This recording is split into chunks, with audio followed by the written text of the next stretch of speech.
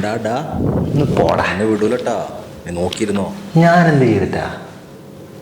ഒരാപത്ത് വരുമ്പോൾ സഹായിക്കുന്നതും ഒപ്പം ആത്മാർത്ഥമായിട്ട് നിൽക്കുന്നതും എന്തെങ്കിലും ജോലി ചെയ്യുമ്പോൾ ആത്മാർത്ഥമായിട്ട് ചെയ്യുന്നതും നിങ്ങളൊപ്പം കൂടെ നിൽക്കുന്നതാണ് ഞാൻ ചെയ്തിട്ട്.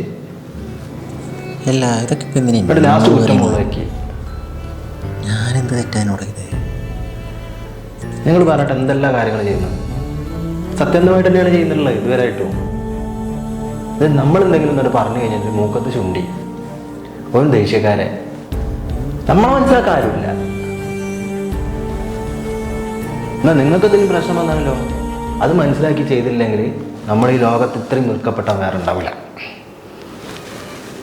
വല്ലാത്തൊരു അവസ്ഥ കേട്ടത് അനുഭവിച്ചാൽ അറിയുള്ളൂ. ഇപ്പം അങ്ങോട്ട് ഞാൻ എന്ത് തെറ്റ് ചെയ്തിട്ടാ അവന് കൂടെ നിന്നിട്ടുള്ളൂ. അപ്പം നമ്മളൊക്കെ ഒരു തെറ്റ് കാണാൻ വേണ്ടി കാത്തിക്കാണ്. ആ തെറ്റിനെ ശരിയാക്കി കൂടെ നിർത്തുന്നതല്ലേ ഫ്രണ്ട് അല്ലെങ്കിൽ സുഹൃത്ത് എന്ന് പറയുന്നത്.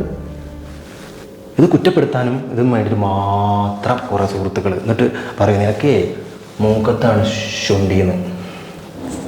ഒന്നെത്തോ കുറെ നേരം എന്തല്ലേ ദേഷ്യപ്പെടുന്നവരൊന്നും സത്യത്തിൽ വലിയ പ്രശ്നക്കാരെന്നല്ല. ഒന്ന് കൂടെ ചേർത്ത് പിടിച്ച വെറും പാവങ്ങളാണ്. അതിപ്പോൾ ആരോടാ പറയാ? ആരോട് പറയാൻ പറ്റുമോ?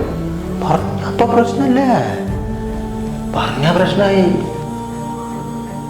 പിന്നെ മനുഷ്യന്മാരപ്പം ഞാനടക്കല്ല ആൾക്കാർക്കൊക്കെ ഈ മറ്റതൊക്കെ ഉണ്ടോ? മനുഷ്യൻ്റെ ഉള്ളിലുള്ള ഒരു വികാരം തന്നെയാണ് അതൊക്കെ.